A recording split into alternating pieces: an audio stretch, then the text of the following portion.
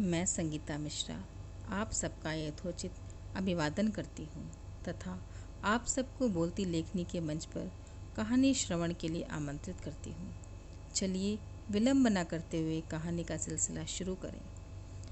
दोस्तों, आज की कहानी उस बच्चे की है जिसके कारण अनेकों निराश्रित बच्चों को आश्रय प्राप्त हो सका। आज आईवीएफ की रिपोर्ट आनी थी। सब बहुत चिंतित थे, पता नहीं क्या होगा। ये तीसरा आईवीएफ था। थोड़ी देर में रिपोर्ट मिली, पॉजिटिव पड़ दोनों पति पत्नी की खुशी का ठिकाना ना रहा। 9 महीने बिल्कुल बेड रेस्ट बोल दिया गया। नौकर चाकरों की कमी नहीं थी, वह बस आराम करती और 9 महीने पूरे होने का इंतज़ार। आखिर इंतज़ार खत्म हुआ, वह घड़ी आ गई। उसे प्रसव पीड़ा होने लगी, पर उम्र अधिक होने के कारण डॉक्टर कोई रिस्क नहीं लेना चाहती थी। उन्होंने तुरंत ऑपरेशन की तैयारी शुरू की। ऑपरेशन थिएटर के बाहर उसके पति अत्यंत विचलित अवस्था में इधर से उधर घूम रहे थे। तभी अचानक आवाज़ आई, बधाई हो सर, बेटा हुआ है। जिस आवाज़ को सुनने के लिए 26 साल से उसके कान तरस रहे थे, आज उसे सुन विश्वास ही नहीं हो रहा था। सच में नर्स, कहाँ है मेरा बेटा? नर्स ने उसकी गोद में डालते हुए बोला, ये है, देख लीजिए। कुछ देर दे के वापस नर्स ले गई, परंतु कुछ क्षण का स्पर्श देख उसे अंदर तक हिला गई थी। पत्नी बेटा कुछ दिन में घर आ गए। पूरे ऐशो आराम से उसका लालन पालन शुरू हुआ। आश्रय का नाम उसकी माँ ने बहुत ढूंढ के रखा था, तो सब उसे आश्रय ही बुलाने लगे। धीरे धीरे बड़ा होने लगा। करीब 4 साल का था। बाहर छोटे छोटे अपने संगी साथियों के साथ खेलने की जिद करने पर माँ ने भेज दिया। शाम अधिक होने पर जब नहीं आया तो माँ बाहर जाके देखा, कोई बच्चा नहीं। उसके तो पैरों तले जमीन खिसक गई।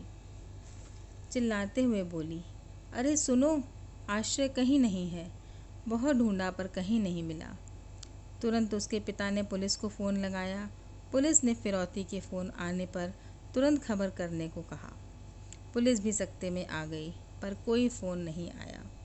आश्रय की माँ रोज़ रोज़ फिरौती के फ़ोन का इंतज़ार ही करती रही। सबने बहुत समझाया, बच्चा गोद ले लो, अनाथालय से ले आओ, परंतु वे तैयार न हुए। एक दिन आश्रय के पिता ने सोचा, अनाथालय से बच्चा लाने से अच्छा है हम अपना अनाथालय बना लें, और वह इस कार्य में जुट गए। कहीं कोई निराश्रित बच्चा मिलता, उसे घर लाकर उसका पूर्ण रूपेण लालन पालन करने में लगे। आश्रय के जन्म दिवस पर सभी बच्चों को घुमाने फिराने ले जाते थे, और उस दिन कोई ना कोई निराश्रित बच्चा अपने अनाथालय में जरूर लाते। हर 15 अगस्त को आश्रय का जन्मदिवस वो इसी रूप में मनाने लगे। आज आश्रय का 12वां जन्मदिवस था। आश्रय के पिता को घर में गरीबों का भंडारा करना था, तो ड्राइवर को बोला कि सभी बच्चों को घुमा फिरा लाओ, और कोई दीनहीन अनाथ बच्चा मिले तो ज़रूर ले आना।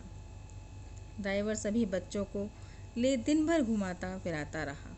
एक जगह सब बच्चों के गाड़ी से उतार ही रहा था, तभी 8-10 गुब्बारे लिए एक छोटा सा बच्चा आया। बाबूजी, गुब्बारे ले लो, बच्चे खुश हो जाएंगे। ड्राइवर ने शायद सुना नहीं। बच्चे ने पुनः बोला, साहब, रात को रोटी खा पाऊंगा। ये सुनते ही ड्राइवर तुरंत पलटा और बोला, तुम भी इन बच्चों के साथ घूमोगे? वो झट से राजी हो गया, और रास्ते भर ड्राइवर उसकी करुण कहानी सुनता रहा। अंधेरा होते ही सबको ले ड्राइवर बंगले पहुंचा। गेट पर पहुंचते ही शेरू और पट्टू बहुत ज़ोर ज़ोर से शोर मचाने लगे। किसी तरह शांत नहीं हो रहे थे। आश्रय के माँ बाप शाम को केक काटने की तैयारी में व्यस्त थे। घर खूब सजा था। माँ फूल माला लिए आश्रय की फ़ोटो में चढ़ी पुरानी माला उतारने जा ही रही थी, तभी ड्राइवर आया और बोला, साहब, सब बच्चे आ गए, और हाँ, आज हमारे अनाथालय में एक बच्चा और जुड़ गया। अरे वाह! आश्रय के पिता खुशी जाहिर करते हुए बोले, कहाँ है, अंदर बुलाओ। ड्राइवर उसको लेकर हॉल में घुसा। आश्रय की माँ के हाथों से फूल माला की थाली गिर गई। पूरे माला टूट गई। वो पत्थर सी खड़ी रह गई। आश्रय, बेटा तुम? पिता बहुत जोर से चिल्लाते हुए उसकी ओर दौड़े। पूरा माहौल बदल गया, पर उस बच्चे को कुछ समझ न आ रहा था क्या हो रहा है। माँ तुरंत पलटी और आश्रय की फ़ोटो से माला हटाने, पर माला हवा के झोंके से कब की गिर चुकी थी। शेरू और पट्टू अब भी शोर मचा रहे थे, जैसे आश्रय से मिलना चाहते हों। ड्राइवर उनके मर्म को भाग गया, तुरंत दोनों को हॉल में लाया। शेरू दौड़कर उस बच्चे को चाटने लगा, पट्टू भी अब शांत हो गया था। आश्रय के अपहरण ने कितनों को आश्रय दिया और वह खुद आज पुनः माँ बाप के आश्रय में आ चुका था। उसके हाथ में बंधे सारे गुब्बारे खुल गए और उन्मुक्त आकाश में न जाने कहाँ खो गए।